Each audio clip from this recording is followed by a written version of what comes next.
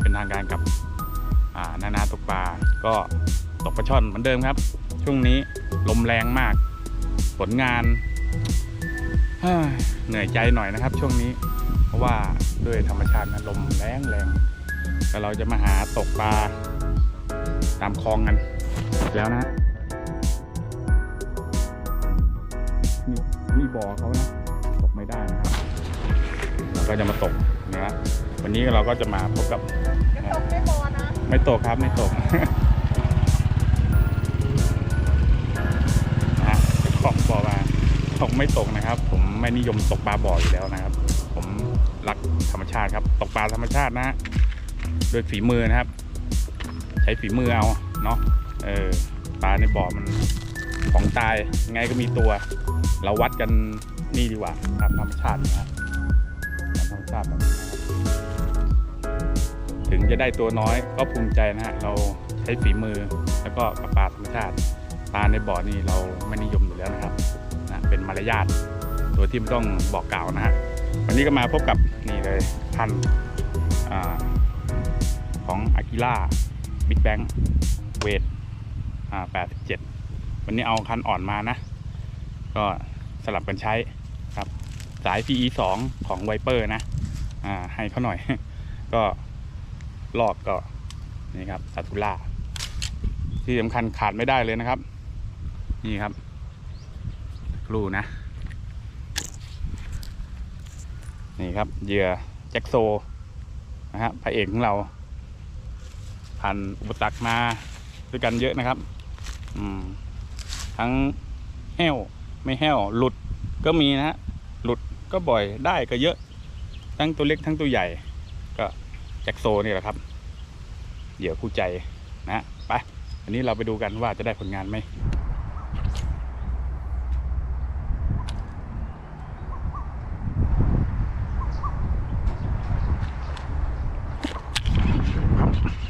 มาแล้ว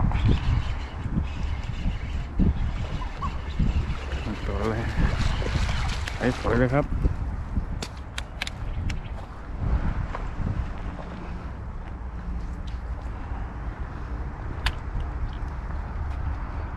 มินเลยฮะ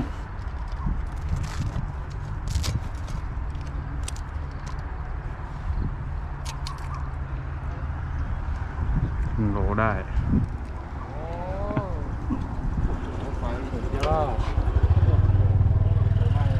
แจ็คโซครับสีเหลืองเต็มลำ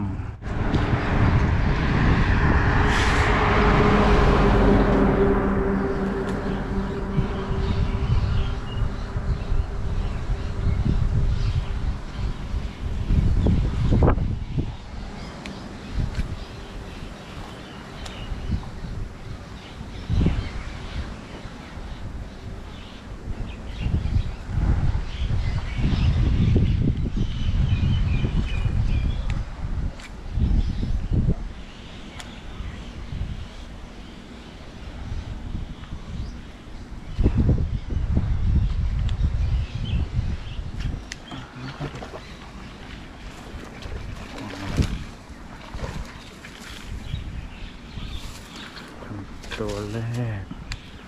ของวันไ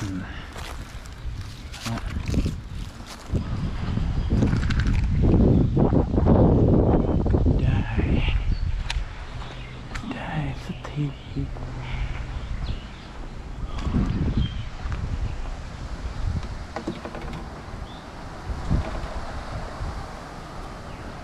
นะครับปลาช่อนหนาวใส่สัก3-4 ขีดได้เลยนะครับ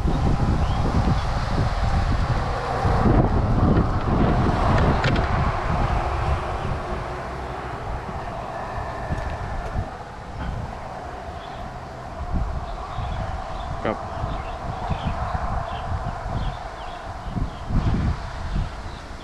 ผลงานเหยื่อแจ็คโซครับเต็มปากเลยนะครับแจ็คโซสีเขียวเต็มคาราเวล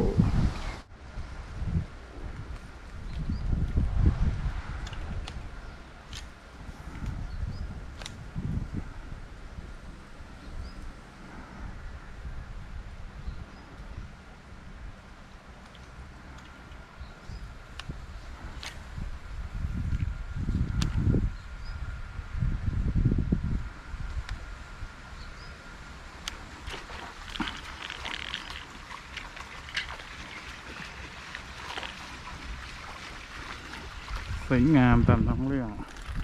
ไปได้อยู่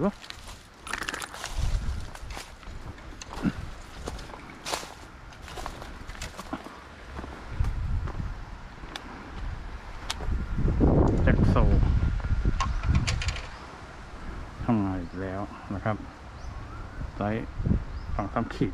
ได้อยู่ครับแจ็คโซสีเหลืองเต็มปากเลยช่วงนี้เก็บเล็กผสมน้อยครับเล็กไซส์ปลาเค็ม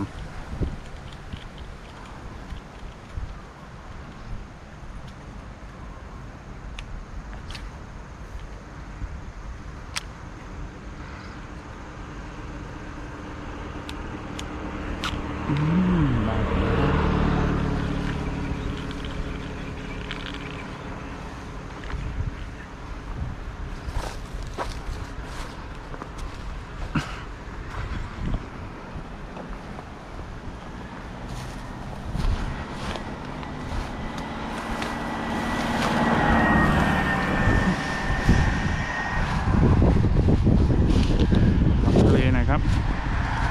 2-3 ขีดไม้เดียวยอดเก็บไปเรื่อยแจ็คโซครับสีเขียวเต็มปาก